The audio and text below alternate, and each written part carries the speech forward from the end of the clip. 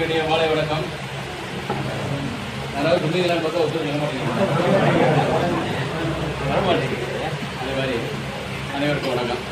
எல்லா உள்ள இறைவனுடைய பரிபூர்ண அனுகிரகத்தினால இந்த உத்தரகோசமங்கைங்கிற இந்த ஊரில் தரிசனம் பண்ணக்கூடிய பாக்கியத்தை உங்களுக்கு எல்லாருக்கும் இறைவன் கொடுத்துருக்காரு. அதுக்காக நான் முதல்ல இறைவனுக்கு நன்றி சொல்கிறேன். அடுத்தபடியாக இது வந்து மிகப்பெரிய ஒரு பாக்கியம், காண கிடைக்காத ஒரு முக்கியமான ஒரு விஷயம் இது. இந்த ஊர் வந்து உத்தரகோசமங்கை, உத்தரம்னால் உபதேசம், கோசம்னால் ரகசியம், மங்கைனா பார்வதி. பரமேஸ்வரன் பார்வதிக்கு பிரம்மபுத்திரத்தை ரகசியமாக உபதேசம் பண்ணதுனால உத்தரகோசமங்கை அம்பாளுக்காக ஏற்பட்ட காரண பெயர்.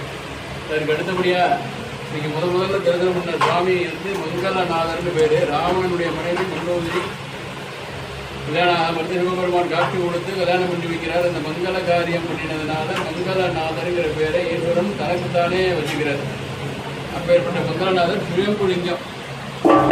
மங்களநாதரை தரிசனம் பண்ணினா மங்கள காரியம் உடனடியாக நடக்குங்கிறது சாந்தம். அதுக்கப்புறமா அம்பாள் மங்களாம்பிகா உதயநவாகன அம்பாள் 3 ரூபமாக காட்சி கொடுக்க நித்தியப்படியில் ரொம்ப விசேஷம், திருக்கல்யாணம் சிறப்பாக நடக்கும். அடுத்தபடியாக நடராஜருக்கு தனியாக ஒரு கோயில் இருக்குது அப்படின்னா சிதம்பரமும் உத்தரகோசமங்கையும் தவிர வேறு எங்கேயுமே தனி கோயில் கிடையாது. சிதம்பரமும் உத்தரகோசமங்கையும் தவிர வேறு எங்கேயும் தனி கோயில் கிடையாது. தனி கோயில்னா கர்ப்ப கிரகத்திலிருந்து கொடிமரம் வரைக்கும் இருந்தால் தான் தனி கோயில் இருக்குது. அப்படிப்பட்ட இடம் சிதம்பரம் உத்தரகோசமங்கை. சிதம்பரத்தில் பஞ்சலோக விக்கிரகம், இங்கே மரகத விக்கிரகம். மரகதத்தில் நடராஜர் 5 அடி உயரத்தில் உலகத்திலேயே எங்கேயும் கிடையாது. இந்த மரகதம் எப்படி இருக்கும் அப்படின்னா இந்த பச்சையா இருக்காருன்னா இவர் இதே மாதிரி மரகத நடராஜர் 5 அடி உயரம் இருப்பார். அவருக்கு அபிஷேகம் நடக்கும். எப்போ மார்கழி மாதம் திருவாதிரைன்னு சொல்லக்கூடிய ஆருத்ரா அப்படின்னு சொல்கிறாங்கல்ல, அன்னைக்கு முதல் நாள் பகல் 12 மணிக்கு இப்போ மேலே சந்தனம் சாத்தி இருக்குல்ல, அந்த சந்தனத்தை எடுத்து அபிஷேகம் நடக்கும்.